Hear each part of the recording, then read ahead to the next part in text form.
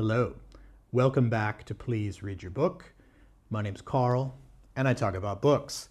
And today I'm going to talk about finishing this book, The Exorcist, and a couple other things that I'm reading. I've got The Sorrow of War by Bao Ninh and Last Night by James Salter. But I want to start off with this one and a little discussion, I think, or just some thoughts about that.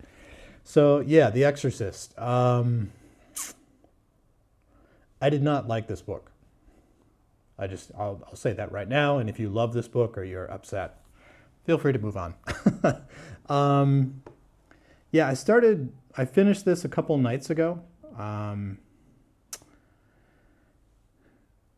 I have some thoughts about it. I really liked it when it started, and I thought that particularly the prologue, the opening prologue, and even into the first couple chapters is really good, and I really enjoyed it. And I thought, like, okay, good. This is going to be a good horror thriller. You know, I was not expecting anything deep or philosophically challenging or anything like that, but I was just expecting like a good horror thriller that maybe could raise some interesting ideas as well too. And the opening section, the prologue, we meet an old priest, Father Marin, who is in Iraq. Seems to be on like an archaeological dig. It's not really explained exactly what he's doing there, but he's with some sort of like relics that have been unearthed. And he's also kind of met a demon. So that's pretty cool. I thought, like, this is a good setup. Okay. And then suddenly we're in America and we meet this family. We meet a single mother, Chris McNeil, who is also an actress, but she's quite successful, and her daughter, Regan. And her daughter is the girl who becomes possessed. And we learn about she's been playing with a Ouija board, and she has a friend called Captain Howdy. Pretty creepy. I thought, at least, that was pretty creepy. And I thought, like, okay, good. Yeah, we're getting into some good territory here. And then, she starts acting a little strange. There's a weird scene where she interrupts a dinner party, insulting the guests, and then pees on the carpet. But the guests just kind of are like, oh, that was weird. So that's kind of the first red flag. Like, and from there, like, as the possession of the girl, like, begins to manifest, it just gets really boring for a couple of reasons. One is the prose is very dry and almost newspaper-like.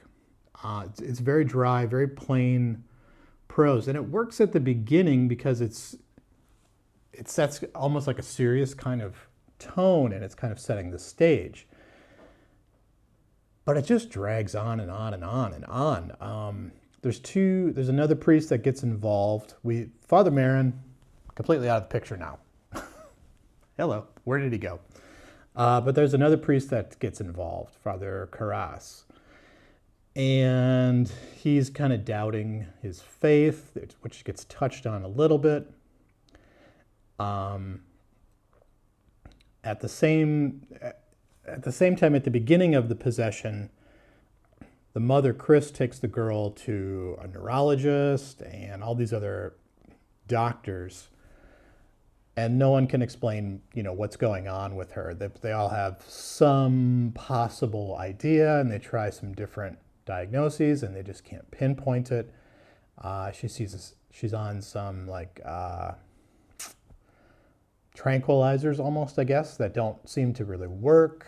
She's like very like hyperactive and has these strange outbursts and all this kind of stuff. And this just kind of goes on and on and on and on and on. It has kind of John Grisham-like moments where the expert witness gives some sort of detailed explanation. So for instance, she'll be like in a doctor's office, and the doctor will go on for sometimes 2 pages of like possible diagnosis or explaining a test or a procedure or something like that. And none of this really adds to the plot. None of this propels the narrative, and none of it means anything. And that's kind of one of the biggest problems, I think, with this book, is that there's so many threads that don't get followed up on, or so many avenues that don't get explored. So we've got a single mother who is successful, single as in she's divorced, taking care of her child, and there's something wrong with her child that all of these doctors cannot explain. That's could be really interesting, but it just doesn't go anywhere. We don't really have any idea of how the characters feel or what they're thinking beyond the surface. There are some surface thoughts that are in the narrative, but we don't really know what's going on inside the mother. How does she really feel? How is this really impacting her? What is she really worried about? There's a bit of hysteria from the mother from time to time, but that's it.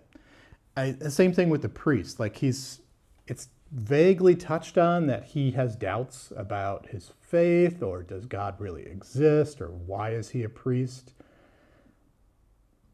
But like, he's a priest. Like, shouldn't he be, you would think of him as being a person who is a reflective person, a person who could spend time examining his thoughts. And he's a priest who's also a trained psychiatrist.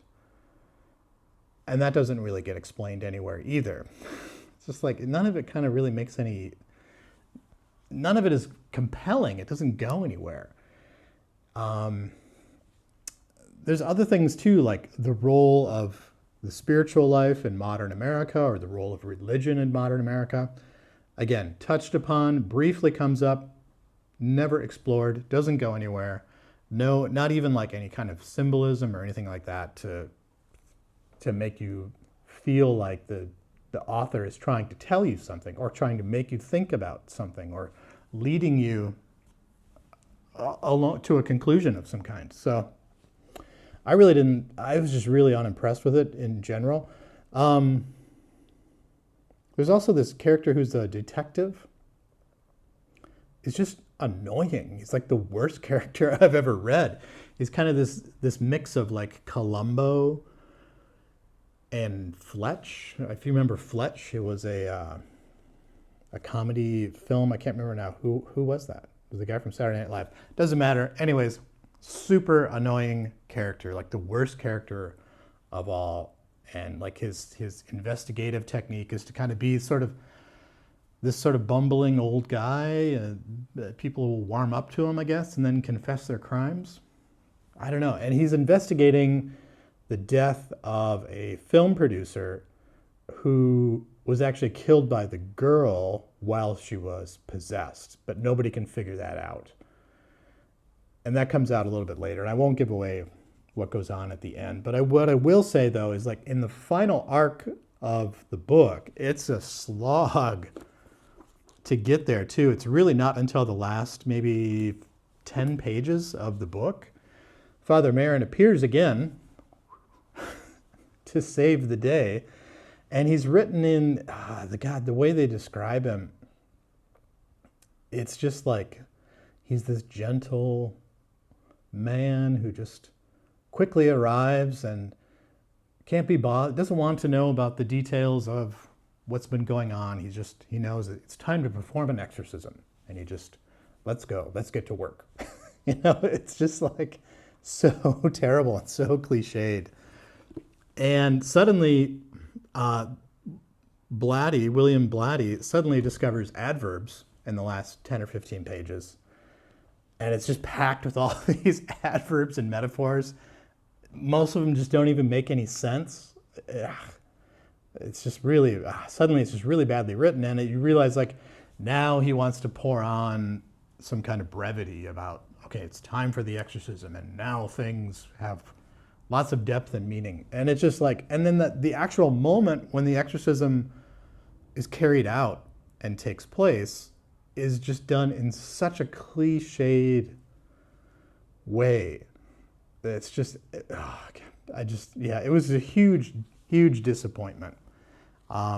I really thought this book could have just gone in places that it just didn't go to. I feel like it feels like it was written to become a movie.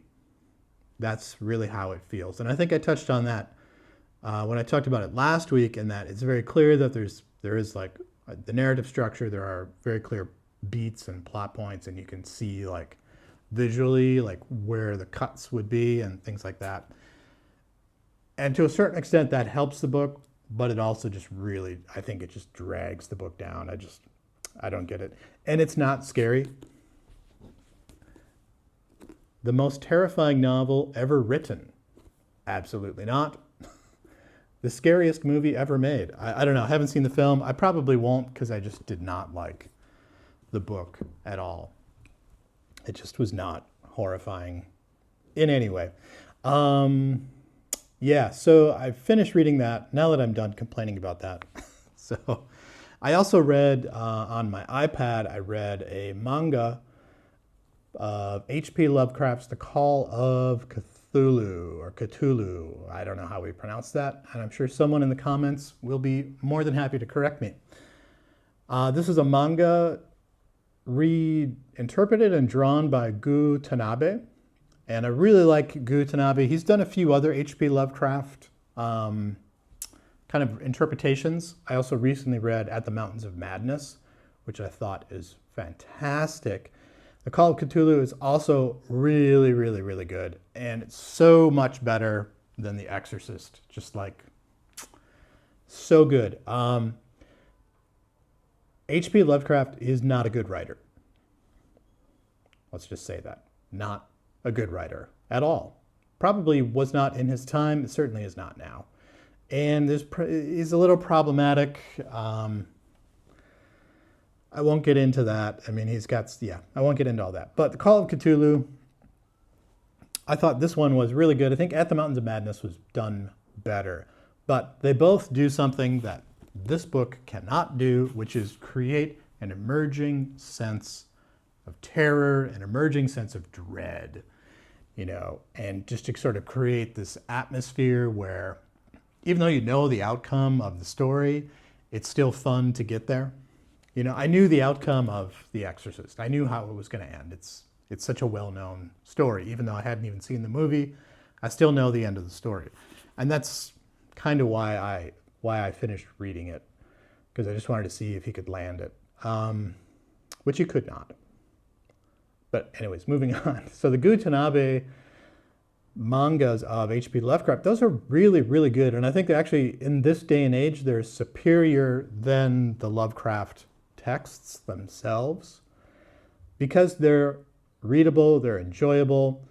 I think if you were to read the H.P. Lovecraft prose now, you'd really have to love it, that kind of writing, to really enjoy it. Whereas taking that kind of text and giving a visual interpretation of it, I mean, it's still got all the dialogue and some narration that goes with it and some exposition. But being able to just sort of visually depict on the faces of the characters, like how they look when they see certain things or their reactions to certain things, I think it's fantastic. And that's why I should probably make a different video about this, but I think manga is a great format for genre fiction. I think this could make an excellent graphic novel because in the hands of, and it's probably why it makes a great movie, in the hands of the right artist, you could visually depict and visually create a sense of dread through settings, through the looks on characters' faces and things like that. Whereas, if you're not a good writer, you can't pull it off. And Blatty did not pull that off. So there's kind of that to think about. And if you are interested in horror fiction, I'd really recommend the Tanabe H.P. Lovecraft series. So he's got At the Mountains of Madness, Call of Cthulhu, and The Hound and Other Tales, which takes short stories and puts them together in a manga format, which is really, really good. Oh, and there's also The Shadow over Innsmouth, and I did recently read that too, which is not one of my favorite stories. But I think I'll make a separate video about reading manga and comics, specifically horror comics. What I do want to talk about, I just got sidetracked there, but what I do want to talk about is finishing books that you don't like. And should you do it or not, and why or why not? Normally, I don't have any problem DNFing a book or did not finish reading a book. If I don't like something, I typically just put it aside. With the intention of, most of the time, of just coming back to it later, like just not in the right frame of mind for something, or it's just not grabbing me, or whatever kind of reason. There aren't too many books I have that I've just put aside and just said, that's just not a good book. I will say that this is just not a good book. I will just say that. But I did finish it. I finished it for two reasons. One is, like I said before, I just wanted to see how the author could pull off the ending. And the other is I had hopes that the ending might make it worth it, that there might be a payoff at the end. And I think that that's probably the main reason you might want to continue reading something that you're not enjoying, is just to see, like, can it get better? Can the writer pull it off? But like I said, normally 9 times out of 10, if I don't like a book, I just don't like it, and I just put it aside with the intention that I'll come back to it later.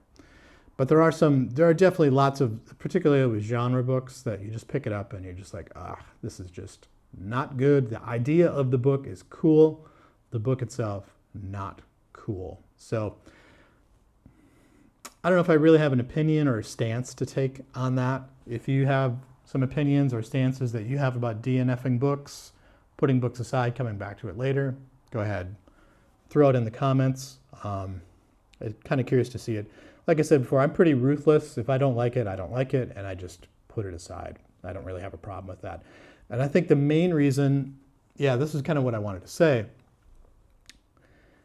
I guess there's two modes of reading. One is strictly for pleasure.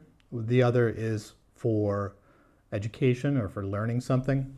It doesn't have to be in school. You could just be trying to sort of learn something yourself, teach yourself something. If you're just reading strictly for pleasure, just put it aside. Find something else that appeals to you at that point in time. Maybe come back to it later.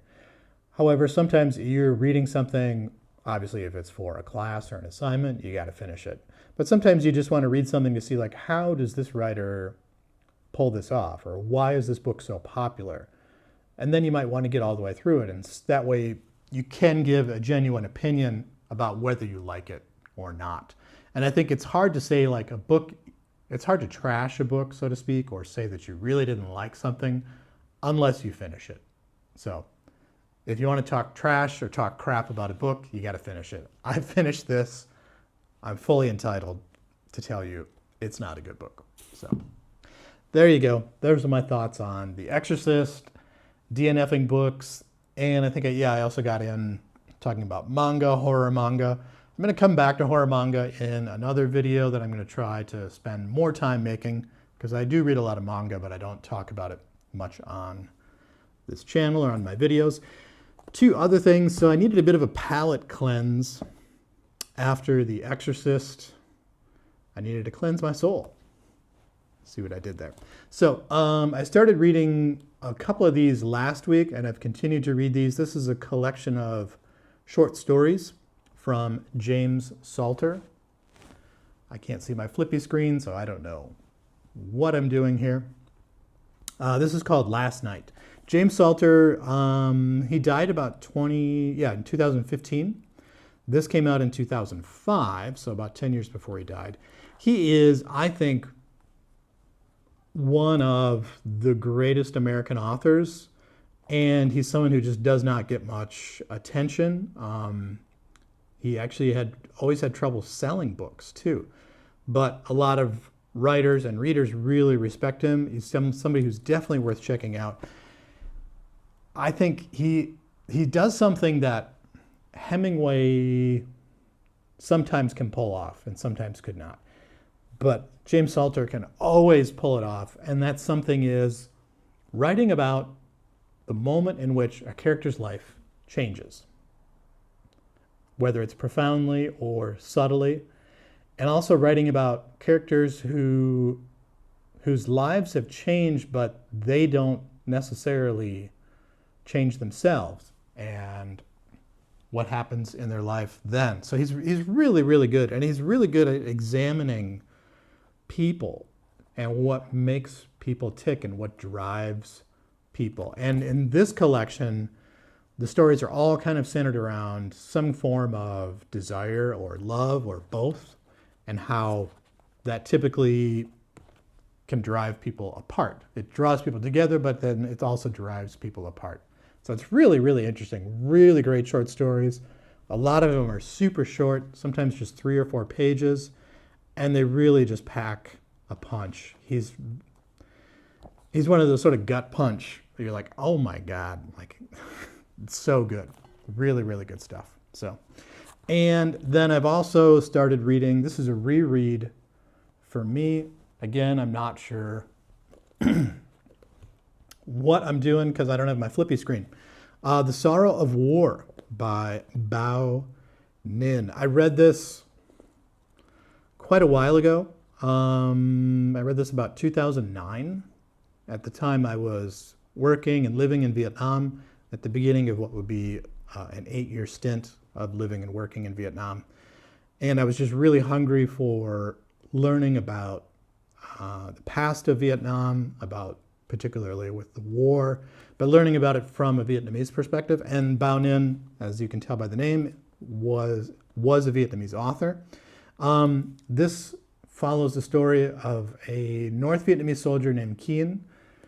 It's after what they call reunification in Vietnam. So it's after the Americans left, basically, and the Civil War, the civil dispute and the Civil War in Vietnam was pushed aside, and the country became one, not just North and South, but it became one. So it's a couple years after the Americans left. I think it's in 77 or 78. And he's been tasked with finding corpses. And so most of the story takes place in a particular field where he was in 1969. And the battalion that he was with was basically just wiped out by a napalm attack from the Americans. So it's kind of a juxtaposition of flashbacks from that time, specifically that attack, and the present where he's searching for these corpses. So it's pretty gut-wrenching, pretty sad novel, but from what I remember, it was really well written. I'm only about 10 pages into it now, and I'm really enjoying it, and I can tell I'll probably tear through this week. It has a fairly unconventional formatting too. It doesn't really have chapters or major breaks at all. It just kind of has paragraph breaks, really. So it's, in some ways, there's a lot of like stream of consciousness to it. It's based a lot on memory and how does the mind work with memory and things like that. So really fascinating read. If you're interested in Vietnam, if you're interested in the Vietnam War, highly recommend this. It's one of the few books translated into English that discuss the Vietnamese side of the war. So obviously tons of that writing in Vietnamese, but not much of it has made it into English translation. So there you go. There's kind of my weekly update and some thoughts on finishing books, on DNFing books, and what makes a good book. So there you go. Once again, my name is Carl. This has been Please Read Your Book, and I hope to see you again soon.